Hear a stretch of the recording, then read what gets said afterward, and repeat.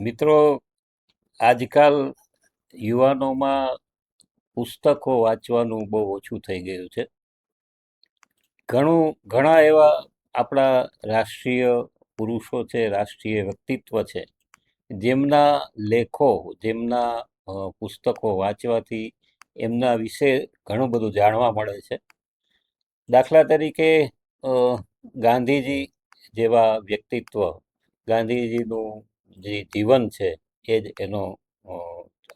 એનો વિચાર છે, ગાંધીજીનું જીવન.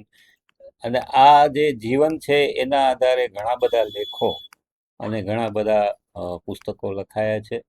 એ જ રીતે સામે પક્ષે હિટલરના પણ પુસ્તકો એટલા લખાયા છે, પણ એને વાંચનાર જો વિદ્યાર્થી હોય અને એ વિદ્યાર્થી બંનેના જીવન ચરિત્ર ઉપરથી એક તારણ કાઢી શકે, અને આ તારણ એવું હોઈ શકે કે ગાંધીજી અને હિટલર બંનેના વિચાર કેટલીક જગ્યાએ સરખા હતા, પણ બંનેના રસ્તા અલગ અલગ હતા. તો આ આખી વાત છે એ આજે કરવા માટે મારી સાથે જોડાયા છે સ્ટુડિયોમાં ધોરણ 12ના વિદ્યાર્થી અયાન શેખ. અયાનભાઈ, આપનું ખૂબ ખૂબ સ્વાગત છે. Thank you sir. અયાનભાઈ, આપનું જે પુસ્તકો વાંચ્યા છે પહેલા એની વાત કરો, અને પછી ગાંધીજી અને હિટલર બંનેના વિચાર ક્યાં ક્યાં કઈ જગ્યાએ મળતા આવે છે અને બંનેના રસ્તા કઈ રીતે અલગ થયા એ વાત કરો. આ ત્યારથી ચાલુ થયું જ્યારે મેં બેની પુસ્તકો વાંચી. મેં પહેલા ગાંધીજીની my experiments with the truth વાંચી, અને પછી હમણાં હાલમાં જ મેં હિટલરની માઇન કામ્ફ વાંચી. એ બેની ઓટોબાયોગ્રાફી હતી. એમાં બે પોતાના જીવન વિશે ઘણી બધી વાતો કરે છે. હવે અહીંયાથી મેં એ જોયું કે એ બેના વિચારમાં અને એ બેના તમે કે લાઈફમાં ઘણી બધી સિમિલારિટીઝ હતી. પણ આપણે એ વોર્નિંગ આપી દઉં કે ઘણી સિમિલારિટીઝ હોય, પણ તો એ બેના જે રસ્તા છે, બેના જે વિચાર છે, એ કેટલા વિકૃત જઈ શકે છે. આપણે ત્યાંથી ચાલુ કરશે કે બેન બોડીને લઈને કઈ રીતે હતા, બેના વિચાર શું હતા. ગાંધી અને હિટલર બે શાકાહારી હતા. એ ના નોનવેજ ખાતા, ના કોઈને એમ કહેતા કે તમે ખાઓ. એ એમ કહેતા કે બોડીની શુદ્ધતાથી જ એક માણસનું લાઈફ બને છે. બરાબર. હવે એ અહીંયાથી ચાલુ થયું જ્યારે ગાંધી અને હિટલર બેએ વિચાર કર્યો કે આપણે જે શરીર છે, આપણા જે શરીરમાં વસ્તુ જઈએ છે, એનાથી જ એક માણસના વિચાર પ્રસ્તુત થાય છે. એટલે જેવું અન્ન એવું મન. હા. અને એ જ રીતે એ બે ના દારૂ, ના સિગરેટ, ના અલગ જાતના વ્યસનમાં એ બેનું કાંઈ તમે કહીએ કે ઇન્ડલ્જન્સ. હા. એ બે ઈ વસ્તુથી એકદમ જ દૂર હતા. હા.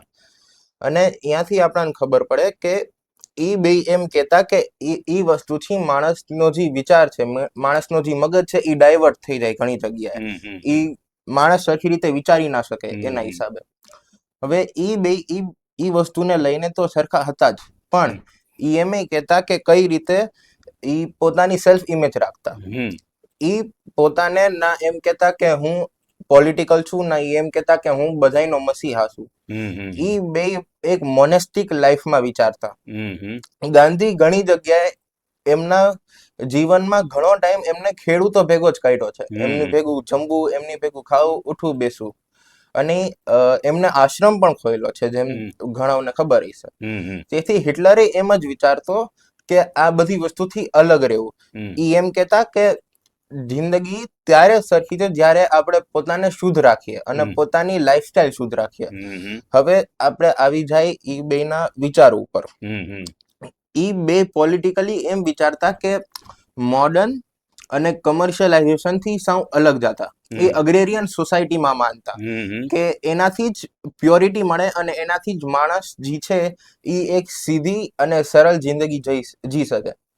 એ એમ કહેતા કે આજના જે ઘણી બધી આપણે કહીએ મેટ્રો સિટીઝ છે, જાણે આપણે દિલ્હી લઈ લ્યો કાં તો મુંબઈ લઈ લ્યો, એનાથી એક માણસની સ્પિરિચ્યુઆલિટી ને આપણે કહીએ કે અસર પડે. હા, અસર પડે, ઘણો અસર પડે. અને એનાથી માણસ ના સરખું વિચારી શકે, ના સરખા કામ કરી શકે. હવે પછી ઈ બે એમ કહેતા કે કલા જે છે ખાલી કલા હાટું ન હોવી જોઈએ. કલા એક એવી વસ્તુ છે જેની પાછળ એક મોરલ આઈડિયા અને એક એની પાછળ એક અજેન્ડા હોવો જોઈએ. હિટલરે કીધું હતું કે જિંદગીમાં જે કલા છે એ ખાલી એમ નહીં કે તમે ઘર દેખાડો, પણ એ ઘરની પાછળ એક સ્ટોરી હોવી જોઈએ. હા, કહાની હોવી જોઈએ. એની પાછળ એક આઈડિયા હોવો જોઈએ કે ઘર ઈ રીતે શું કામ છે, એની અંદરના જે માણસો છે ઈ કેવા છે.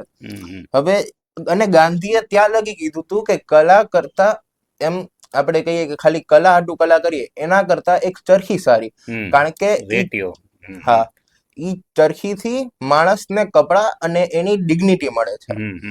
હવે ત્યાં જ આપણે આટલા વિચાર આપણે કર્યા, આપણે આટલી વાતો કરી, ત્યાં જ તમે વિચારતા હશો કે અગર આટલા બે ના વિચાર સરખા છે તેથી ઈ આટલા અલગ શું કામ છે. કે હિટલર જે છે ઈ હિંસાના રસ્તે છે ને ગાંધીજીએ અહિંસાનો પ્રચાર કર્યો આટલા ટાઈમ લગી. હવે આપણે લઈ લઈએ એથિકલી ઈ બે માણસ અલગ હતા, બેયનો વિલ પાવર સ્ટ્રોંગ હતો. આપણે કહીએ લોખંડી મલોબન એમનો હતો.